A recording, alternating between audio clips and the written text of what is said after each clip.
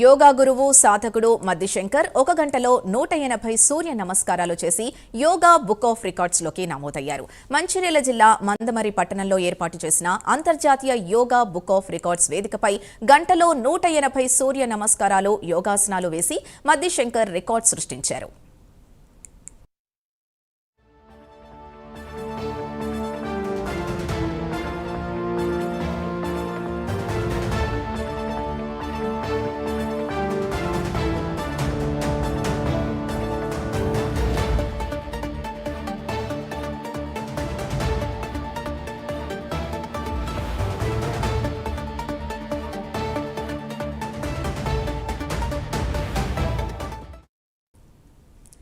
ఇలా yoga book of records లో పేరు ఎక్కడం గొప్ప విషయమని హాజరైన పెద్దలు తెలిపారు. మద్ది యోగాను విశ్వవ్యాప్తంగా ప్రచారం చేయడమే ధ్యేయంగా పెట్టుకుని శంకర్ కృషి చేస్తున్నారు.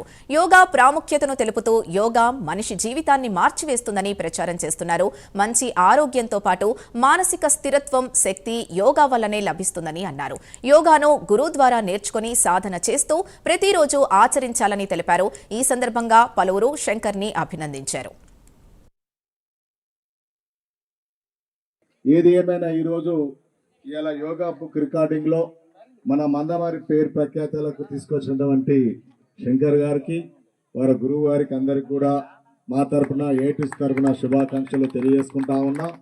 ఇక్కడ యోగా నడవడానికి కూడా సింగరేణి సంస్థ తరఫున ఇంకేమైనా సహాయ సహకారం కావాలన్నా యాజమాన్యంతో మాట్లాడి ఖచ్చితంగా దానికి సహాయ సహకారం అందిస్తామని చెప్పేసి మా యూనియన్ తరఫున తెలియజేస్తూ, ఏది ఏమైనా తన కఠోర దీక్షతోని ఇలాంటి మిత్రులు మన మందమరిలో ఉన్నందుకు మనం అందరం కూడా గర్వించదగ్గ విషయం. కాబట్టి ఎల్లవేళలో కూడా వారి అభిప్రాయాలు, ఆశయాలను కూడా మనలో కూడా ఇంకా కూడా తయారు కావాలి యోగాలో. ఎందుకంటే చెప్తా అంటే నాకు కూడా అర్థమైంది, నాకు కూడా రావాలనిపిస్తాను.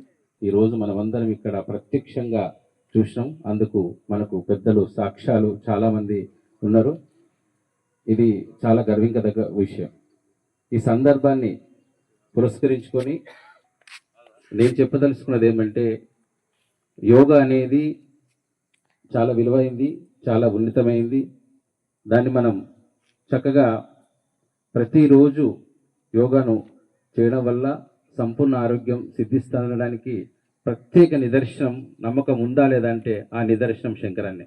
యోగా చేయాలని ఆయన సంకల్పాన్ని ఆయన ఒక్కసారి గుర్తించుకుందరంటారు. నాకు పడుకొని లేవడానికి రాదు, ఒకసారి శంకరన్న గుర్తు తెచ్చుకుంటాం, ఆయన ఫోటో జోలో పెట్టుకుంటే ఆయన చూసన్న మేము లేవడానికి. ఆయన 100-200 రోజు చేస్తాను కాబట్టి కనీసం మనం 5 చేయలేమా 10 చేయలేమా అని ఒక అదస్తాంది సార్ మాకు. ఆయన ఆదర్శంగా నిలిచిండని పట్టణ వాసులు ఇప్పటికే అంటున్నారు.